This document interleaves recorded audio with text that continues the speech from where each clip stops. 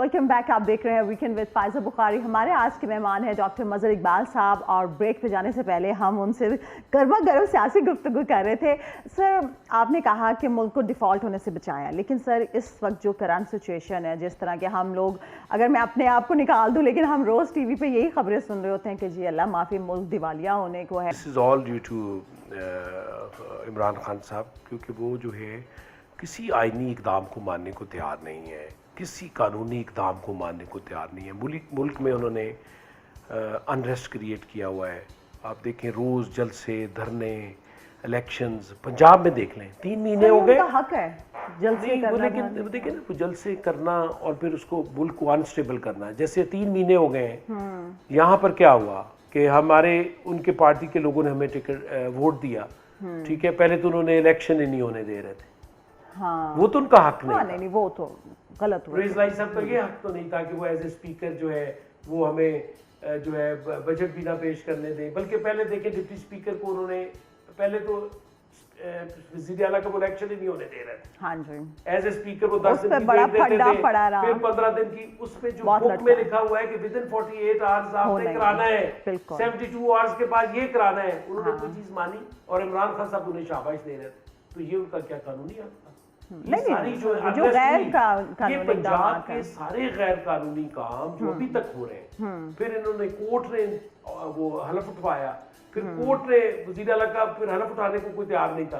फिर आपको याद है वहां पे कोर्ट ने ऑर्डर किए कि स्पीकर नेशनल असेंबली आके हलफ ले, उन्होंने आके लिए। तो इनका गवर्नर था, इनका प्रेसिडेंट था, इनका स्पीकर था, उन तीनों का इन्होंने मिला के अपने साथ इस मुल्क की जो है आईनी जो असेंबली की कार्रवाई है उससे बिल्कुल मुतजाद इक़दाम किए, जिससे मुल्क जो है अभी तक स्टेबल नहीं हो रहा। अपनी हार मानने को वो तैयार नहीं है ना। कि गवर्नर की तब्दीली पे भी जो कुछ हुआ शायद पाकिस्तान में से पहले कभी नहीं हुआ था। तो ये चीज़ें आप देखें ना, इन चीज़ों को पॉइंट आउट करें ना कि हु इज़ द रिस्पॉन्सिबल।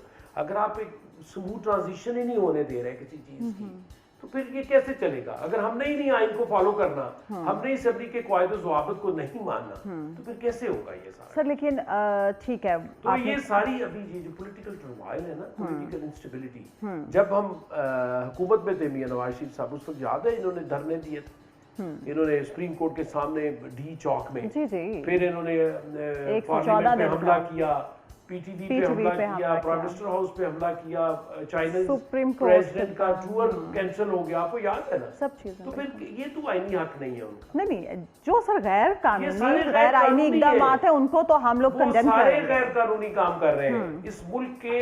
वो जो है अवाम उनके साथ क्यों है?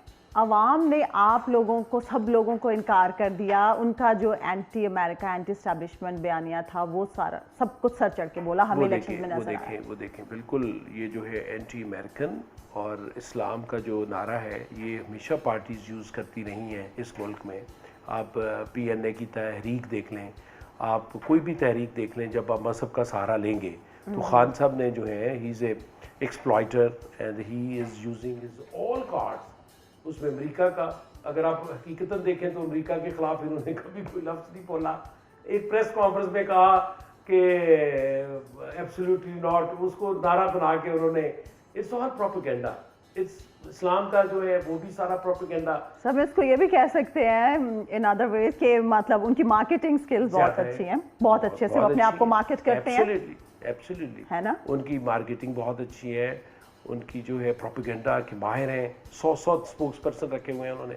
सोशल मीडिया पे पता नहीं करोड़ों अरबों रुपए खर्च रहे हैं, तो ऐसी साइट्स ऐसी जगह पे हैं। तो सर आप लोग क्यों नहीं अपने आप को इतना एक्टिव कहते हैं सोशल मीडिया? हम ना मजहबी कार्ड यूज़ करना चाहते हैं, ना हम अमेरिका का। यार कोई देखे ना, आपने जो पॉलिटिक्स है उसको हमेशा हम कंडेम करते हैं कि जो है वो इस तरह की सियासत करें जिसमें कोई जो है वो अकल का भी पहलू हो। मकसद ये है कि हिटलर को आपने देखा था, मैं तो हमेशा असेंबली में कहता हूँ कि खान साहब गोएबल की फिलॉसफी पे चलते हैं। उनका प्रोपेगेंडा मिनिस्टर था गोएबल, डॉक्टर गोएबल, वो ही वाज ए साइकियाट्रिस्ट। वो कहता था कि आप अवाम को, आप ये कहें ना कि ये तो कौन नहीं है, ये गोल है, ये स्क्वायर है, तो वो आप बना सकते हैं। It depends on your propaganda. तो हिटलर का प्रोपेगेंडा आपने देखा था ना, तो मुल्क कहाँ गया? अल्लाह ताला हमारे मुल्क पे रहम करे। कोई फिक्र नहीं है, अल्लाह हमारे रियासत की कोई फिक्र नहीं है। वो सिर्फ सियासत कर रहे हैं। सर आप समझते हैं कि हमजा शहबाज शरीफ साहब को एज सीएम बनाना ये नून लीग का वाइज डिसीजन था, या आप लोगों की अपनी पार्टी में बहुत सीनियर सियासतदान ऑलरेडी लीडर्स मौजूद हैं, आप समझते हैं कि उनमें से किसी को ये वादा मिलना चाहिए था? ये देखें ना, हुआ ये कि फैसला तो परवेज लाई साहब का था कि उनको हम चीफ मिनिस्टर देंगे ठीक है पंजाब की। अगर वो नहीं बने अच्छा, तो वो यकदम ऐसी सिचुएशन बनी कि वो जब उन्होंने छोड़ा तो we had no choice to जो है select Hamza for this post, क्योंकि हमजा की अगर आप देखें ना, ये ठीक है कि आप कहते हैं कि जी वो being the father in the centre and the son in the province, लेकिन मैं जो पार्टी में देखता हूँ सबसे ज़्यादा पार्टी के लिए हमजा की कुर्बानियाँ ज़्यादा हैं। अच्छा हाँ, आप देखें कि वो सबसे ज़्यादा केसेस उन्होंने भुगते हैं, रोज़ पेशियाँ। हाँ। और फिर अपना जो है उससे पहले भी जब मियाँ साहब और शहबाज को मुशर्रफ ने सऊदी अरब भेज दिया था तो पीछे शर्माल तो हमजा ही था। उस वक्त से ही वाज सैक्रिफाइसिंग, ठीक है। फिर पार्टी को इकट्ठा रखना, फिर पार्लियामेंटी लीडर भी हमारे वही थे प्रोविंशियल असेंबली में, तो वो फिर नेचुरली कुर्रा है जो इंतखाब उनके हक में ही गया, और वो अभी तक उसको बड़े अच्छे तरीके से निभा भी रहे हैं। और हमारे, मैं देखता हूँ कि अगर वो ना होते तो हम इतने यूनाइटेड ना होते। अच्छा सर, हम इतने मुत्तहिद ना होते।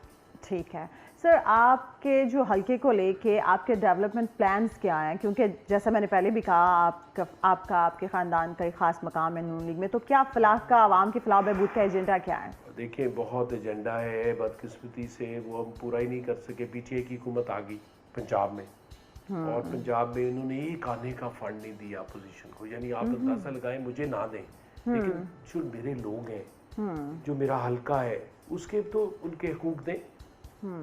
इन्होंने एक आने का फंड 4 साल नहीं दिया मेरे हल्के में। कोई रोड नहीं बनने दी, कोई स्कूल नहीं बनने दिया। अच्छा, ठीक है, कोई ऐसा काम नहीं किया जिससे मैं कहूं कि भाई इनको, यानी इन्होंने वतीरा बना लिया है कि अपोजिशन के लोगों को हमने बिल्कुल कुछ नहीं देना। लेकिन हमारे तो प्लान्स बहुत थे। मेरा तो प्लान था सबसे पहले पानी की कमी दूर करने का, कि जो हमारी फीडिंग नहरें हैं, हाकड़ा, उसको, उसकी जो है हमने उसके पक्की करवानी थी। उसके बाद उसकी जो कैपेसिटी है 3100 क्यूसिक है, लेकिन पानी जा रहा है 24-2500 क्यूसिक, क्योंकि ज़्यादा डालते हैं तो नहर टूट जाती है, तो उसको इम्प्रूव करना था। फिर वाराबंदी है, वहाँ पर हफ्ता पानी जाता है, हफ्ता नहीं जाता, तो वो फिर उसको दूर करवाना था कि पानी मुसलसल जाए खेतों में। फिर पीने का साफ पानी नहीं है, वाटर सप्लाई स्कीम्स जो है वो नहीं उसके लिए आप काम कर रहे हैं? उसके लिए हम काम कर रहे थे। और जो है सड़कें टूट गई हैं, जो रोड्स है गाँव से लेके शहर की तरफ, बहुत बुरा हाल है। स्कूलों की इमारतें खस्ता हाल हो गई हैं, कॉलेजेस नहीं है बेशुमार जगह पे। तो बहुत सारे मसाइल हैं जो कि हम हल करना चाहते हैं, और अल्लाह करे कि मुझे मौका मिले, हमारी हुकूमत आए, क्योंकि यहाँ पे बदकिस्मती से पाकिस्तान में मैंने कई दफ़ा असेंबली में कहा है कि आपका जो डेवलपमेंटल फंड है वो सारी कॉन्स्टिट्यूंसीज में इक्वली डिवाइड होना चाहिए, लेकिन ऐसा नहीं होता।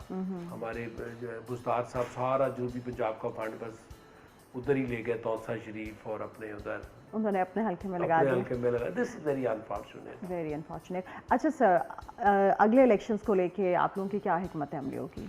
अगले इलेक्शन में हमारा तो लोग बेचारों ने बहुत मेहनत से हमें वोट दिया और मुझे जिताया। PMLN की उन्हें बड़ी ख्वाहिश थी कि उनकी हुकूमत आए, क्योंकि हमारे अरसा दराज से, जब से वालिद मोहतरम उधर से छोड़ के गए चिश्तियाँ के हल्के में, तो ये हल्का खाली पड़ा था। यहाँ पर वो जो अपोनेंट हमारे थे ज़िया अली एजाजुल हक साहब, अच्छा, वो जीते, लेकिन वो भी मेन स्ट्रीम पार्टी में नहीं थे, इसलिए वो इलाके की कोई भी खिदमत ना कर सके, बिल्कुल महरूम। यानी 15 साल से मुशर्रफ के दौर से लेके अब तक उस इलाके में कोई डेवलपमेंट नहीं हुई। बहुत लंबा अरसा हो गया। तो अब इस लोगों की ख्वाहिश थी कि भाई डॉक्टर साहब को वोट दें, PMLN को वोट दें। जब हमारा पैनल आया तो उन्होंने हमें फौरन इलेक्ट किया। अभी भी उनकी यही ख्वाहिश है।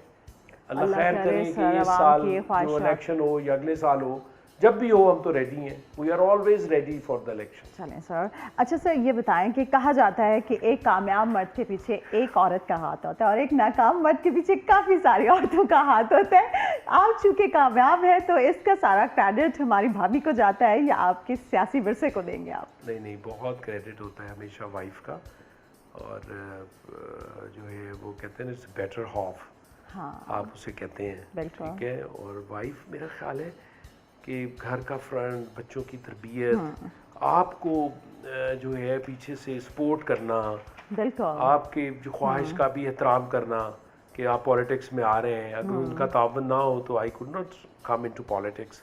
तो उनके मशवरे से ही, और वो सारा क्योंकि आप देखते हैं ना, जब आप वाइफ आपको पॉलिटिक्स में आने देती हैं तो it means she is sacrificing her time, बिल्कुल फैमिली टाइम। तो वो आपका जो वक्त जो फैमिली के लिए होता है वो फिर आपका हल्का ले जाता है। हाँ। तो वो इसलिए उनका तावन के बगैर नहीं आप चल सकते। अच्छा, तो सर वैसे अगर सियासत में आपको कोई मशवरा करना तो आप अपनी वाइफ से करते हैं? करता हूँ कई दफ़ा। अच्छा, और वो कई ठीक दफ़ा साबित होते हैं? हाँ, बिल्कुल सही साबित हुआ। हाँ। 2-3 कभी ये दफ़ा तो नहीं होता जैसे कहते हैं औरत 2-3 के दफ़ा मशवरे पे नहीं नहीं लगना? नहीं नहीं 2-3 दफ़ा मैंने उनकी बात नहीं मानी, मैंने नुकसान उठाया। ओह, लिहाजा आइंदा yes yes चलना है उनके she मशवरे। always supported me, my family, my parents, my mother, and everybody supported me. My elder brother, माशाल्लाह। जफर इकबाल, वो सेनेटर भी थे, जी। अब चेयरमैन डिस्ट्रिक्ट काउंसिल भी रहे, एमपीए भी रहे। तो सारे ही हमारा शुक्र अल्हम्दुलिल्लाह के everybody is on the same page, माशाल्लाह। और हम सारे मशवरे से ही सारा चलते हैं। और जबरदस्त। 79 से लेके अब तक आप देख लें कि we are always contesting the election. कोई ऐसा इलेक्शन नहीं है मैंने एमपीए या डिस्ट्रिक्ट काउंसिल का जो नहीं लड़ा। माशाल्लाह तो माशाल्लाह। चल रहा है, तो वो हमारी ख्वाहिश होती है कि लोगों से रब्ता रहे। मैं सोचता था कि ना लड़ूं, और लेकिन फिर ये है कि आपका रब्ता बिल्कुल अपने अवाम से कट जाता है। आपके इलाके का आप पे हक है, ठीक है ना, आपने उनको रिप्रेजेंट करना है प्रोविंशियल असेंबली में, नेशनल असेंबली में, आपने उनके हकूक़ का ख्याल करना है। तो मेरा ख्याल है कि सबको जहाँ से आप आए हैं, हमारे दीगर ऑफिसर्स भी जो हमारे इलाके के हैं उनको भी मैं कहता रहता हूँ कि यार ज़रूर जाएं हल्के में, बिल्कुल, और अपनी अपनी बसात के मुताबिक जो कर सकते जो हैं आप रिटर्न कर सकते वो हैं। करना जो डॉक्टर हैं डॉक्टर जाएं, जो इंजीनियर्स हैं इंजीनियर्स बिल्कुल, जाएं, बिल्कुल। जो हमारे ब्यूरोक्रेट्स हैं वो भी ख्याल करें इलाके का, तो बड़ा फ़र्क पड़ता है इन चीज़ों से। बिल्कुल। अच्छा सर, हमारे प्रोग्राम का वक्त तकरीबन ख़त्म हो चुका है। आखिर में हमारा एक सेगमेंट होता है, मैं आपके सामने 4 नाम लूँगी, आपने उनकी एक एक खूबी और एक एक खामी बतानी है। तो पहला नाम है जी शहबाज शरीफ साहब का, आपके वज़ीर आज़म साहब का। वेरी हार्ड वर्किंग थे, और जो है एक खूबी और एक खामी बतानी है। और एक खामी हाँ। बतानी है। वेरी हार्ड सोच में वर्किंग, पड़ गए हैं। नहीं नहीं, very hard working, but you see जो है उनकी पब्लिक रिलेशनिंग में he is more bureaucratic type, तो अच्छा। उनकी वो ही इज़ लिटिल कंजर्वेटिव अच्छा। रादर देन बिल्कुल एक होता है ना फ्रैंक अवामी, हाँ, अब उनका जैसे खास स्टाइल उनका है। That is his weakness, okay, that is his weakness, चलिए दैट इज जी, ये हिज, बात आप कह लें आप- कि कमजोरी है। ये शहबाज शरीफ साहब तक पहुंचाई जाए ताकि वो इस पे जरा गौर करें। सर अगला नाम है इमरान खान साहब। Imran Khan is very aggressive, very stubborn, अच्छा। और जो है वो वो कहते हैं प्रोपेगेंडे के माहिर हैं, एक्सप्लॉइट करने के, अपना बयानिया बनाने का, झूठा है सच्चा है, तो ये उनकी बड़ी खूबियाँ हैं। अच्छा ये सर, उनकी यही बड़ी खूबियाँ और है। मेरा ख्याल है यही खामियां भी हैं। खामियां तो उनकी बहुत हैं। खामियां तो ये हैं कि बिल्कुल कोई भी अपना जो है 3.5 साल में ही could not deliver anything to the public, specially development wise और बाकी चीज़ों में। तो he is not a political person, he is not a political man, he is a rather, आप कह लें कि मोर वो कहते हैं ना अपनी ही पर्सनैलिटी में हीरोइज्म ज़्यादा है, और उसमें अगर वो पॉलिटिशियन होते तो सारी पार्लियामेंट को साथ लेके चलते, सबको पार्लियामानी सिस्टम को मजबूत करते। चौधरी परवेज़ इलाही साहब। चौधरी परवेज़ इलाही साहब जो हैं कैसे कहते हैं, एन ओल्ड पॉलिटिशियन और अपना जो है वो है पब्लिक फिगर है और पब्लिक जो है वो अवामी आदमी है। सही। और कमज़ोरियाँ जो अभी जो मैं देखी है, ये जो आइन पे ना अमल करना, क़वायद ज़ाबित की उन्होंने, असेंबली के कस्टोडियन ऑफ द हाउस का रोल नहीं अदा किया उन्होंने। आसिफ अली जरदारी साहब। आसिफ अली जरदारी साहब जो हैं वो, उनकी जो खूबी ये है कि वेरी जो है क्या उसे कहते हैं कि बड़े तहम्मुल वाले और बड़े बुर्दबार किस्म के बंदे हैं। सही। लेकिन उनकी ख़ाबी ये है कि वो अवामी पॉलिटिक्स नहीं, वो एक जो है वो वहाँ की जो सिंध की पॉलिटिक्स है, जो पीपल्स पार्टी का खासा था, उसको वो छोड़ चुके हैं। आखिर में सर आपका अपना नाम है, आपने अपनी एक खूबी बतानी है और अपनी एक खामी बतानी है। मेरी खूबी ये है कि आई एम ट्राइंग कि मैं अपना जो है अपनी ऑर्थोपेडिक्स और पॉलिटिक्स को भी मैं एंटर हुआ और हिम्मत करके। वेरी फ्यू पीपल जो है इस तरह करते हैं, बिल्कुल, स्पेशली मेडिकल के शोबे से। बिल्कुल ऐसा ही है। मेडिकल के शोबे से। और ख़ामी ये है कि मैं अपना जो है वो ज़रा कैसे कहते हैं